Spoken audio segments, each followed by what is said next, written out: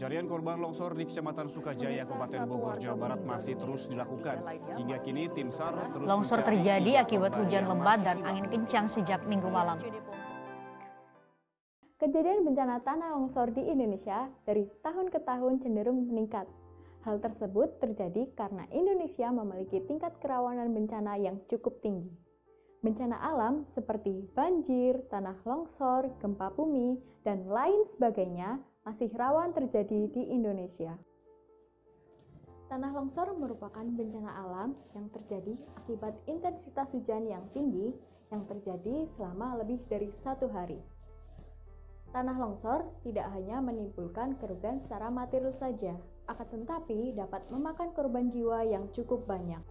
Bencana tanah longsor tidak dapat dihindari, akan tetapi bisa dilakukan upaya pencegahan dan cara penanggulangannya.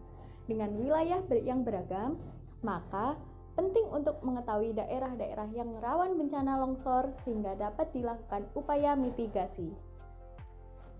Pada penelitian kali ini, kami menggunakan metode spasial autoregresif dan clustering kamedoid. Dengan membentuk model SAR, maka jumlah kejadian tanah longsor di Indonesia dapat diprediksi, sehingga diharapkan dapat dilakukan persiapan dini untuk mengurangi berbagai risiko yang mungkin terjadi. Dengan melakukan pengelompokan atau klaster dan pemetaan berbasis kikis, maka dapat diketahui wilayah-wilayah mana yang menjadi zona rawan kejadian tanah longsor di Indonesia. Assalamualaikum warahmatullahi wabarakatuh. Bersama kami, tim SAR dari Universitas Islam Indonesia. Saya Astrika Praoktavialin dan teman saya Mutia Dishanur Izati. Saya Ulima Zeda Islami. Dengan bangga mempersembahkan karya tulis kami yang berjudul Implementasi Metode Spasial Autoregresif SAR dalam menganalisis kejadian bencana tanah longsor di Indonesia dan metode clustering kamedoid untuk mengelompokkan provinsi sebagai upaya mitigasi bencana longsor. Adapun rumusan masalah dalam penelitian kali ini yaitu sebagai berikut. Jenis data yang kami gunakan dalam penelitian kali ini yaitu data sekunder. Data tersebut kami peroleh dari website Badan Nasional Penanggulangan Bencana atau bnpb.go.id. Data tersebut terdapat 34 provinsi dengan 8 variabel sebagai berikut. Yang pertama, banyaknya kejadian longsor. Yang kedua, suhu udara minimum. Yang ketiga, suhu udara maksimum, dan lain sebagainya. Provinsi mana aja sih yang jumlah longsornya tertinggi? Nah, berdasarkan gambar di samping, kita tahu bahwa Pulau Jawa memiliki jumlah kejadian tanah longsor paling tinggi di Indonesia. Yang pertama yaitu Provinsi Jawa Tengah dengan 487 kejadian, dan disusul dengan Jawa Timur dan juga Jawa Barat. Kejadian tanah longsor di Indonesia ini tidak hanya dipengaruhi oleh faktor-faktor seperti kemiringan tanah, curah hujan, cuaca, dan lain sebagainya. Akan tetapi sangat mungkin dipengaruhi oleh faktor spasial karena adanya keterkaitan antara wilayah yang terjadi bencana longsor ini dengan wilayah yang lainnya. Untuk melihat kedekatan antar provinsi di Indonesia menggunakan metode Queen Contiguity dan didapatkan 5 matris ketetanggaan. Tetapi sebelum masuk ke dalam analisis spasial autoregresif diperlukan 2 pengujian terlebih dahulu. Yang pertama yaitu uji autokorelasi spasial menggunakan statistik Morans dan didapatkan nilai sebesar min 0,0303. Yang kedua yaitu uji Lagrange multiplier dengan nilai p-value sebesar 0,02879 sehingga didapatkan keputusan tolak Hanol yang artinya bahwa terdapat dependensi spasial pada data. Masuk kepada uji spasial autoregresif didapatkan hipotesis seperti berikut dengan H0 yaitu koefisien regresi tidak signifikan terhadap model dan H1 yaitu koefisien regresi signifikan terhadap model. Nah, selanjutnya lanjut pada statistik uji dan keputusan seperti yang terlihat pada tabel berikut.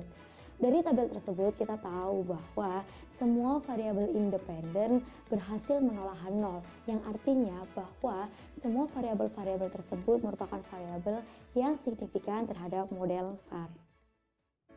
Dan didapatkan permodelan seperti berikut. Lanjut kepada uji asumsi. Di sini uji asumsi yang harus terpenuhi yaitu residual harus berdistribusi normal, no heteroskedastisitas, dan no multikolinearitas. Nah, dari situ kita tahu bahwa hasil dari uji asumsi tersebut menghasilkan p-value yang semuanya gagal menolak nol, yang artinya bahwa semua uji asumsi tersebut terpenuhi. Dari hasil analisis sebelumnya telah diketahui bahwa terdapat 3 variabel signifikan yang berpengaruh terhadap terjadinya kejadian bencana tanah longsor di Indonesia. Ketiga variabel tersebut adalah variabel T-min atau suhu udara minimum, Tmax suhu udara maksimum, dan T-bar atau rata-rata suhu udara. Kemudian digunakan metode Chemie-Deutsch clustering untuk mengelompokkan 34 provinsi di Indonesia berdasarkan variabel yang signifikan berpengaruh terhadap terjadinya bencana tanah longsor di Indonesia yang terdiri dari 3 variabel. Setelah dilakukan analisis klaster menggunakan Chemie-Deutsch clustering, maka didapatkan hasil klaster yang dapat dilihat peta berikut. Ada warna kuning yang menunjukkan klaster 1 beranggotakan 19 provinsi seperti Provinsi Aceh, Sumatera Barat, dan lainnya merupakan wilayah dengan potensi terjadinya bencana tanah longsor yang sedang. Kemudian ada warna oranye yang menunjukkan klaster 2 beranggotakan 10 provinsi seperti Provinsi Sumatera Utara, Riau, dan lainnya merupakan wilayah dengan potensi terjadinya bencana tanah longsor yang tinggi. Dan terakhir ada warna merah yang menunjukkan klaster 3 beranggotakan 5 provinsi seperti Provinsi Jambi, Bangka Belitung, dan lainnya merupakan wilayah dengan potensi terjadinya bencana tanah longsor yang rendah. Berdasarkan hasil analisis yang telah dilakukan, maka dapat ditarik beberapa kesimpulan sebagai berikut. Yang pertama, Pulau Jawa memiliki jumlah kejadian bencana tanah longsor yang paling banyak pada tahun 2017, dengan Provinsi Jawa Tengah merupakan provinsi dengan jumlah kejadian yang paling tinggi, yaitu sebanyak 487 kejadian. Yang kedua, terdapat 3 variabel yang signifikan mempengaruhi terjadinya bencana tanah longsor di Indonesia, yaitu variabel T-min atau suhu udara minimum, Tmax suhu udara maksimum, dan T-bar atau rata-rata suhu udara. Dengan model SAR yang diperoleh sebagai berikut.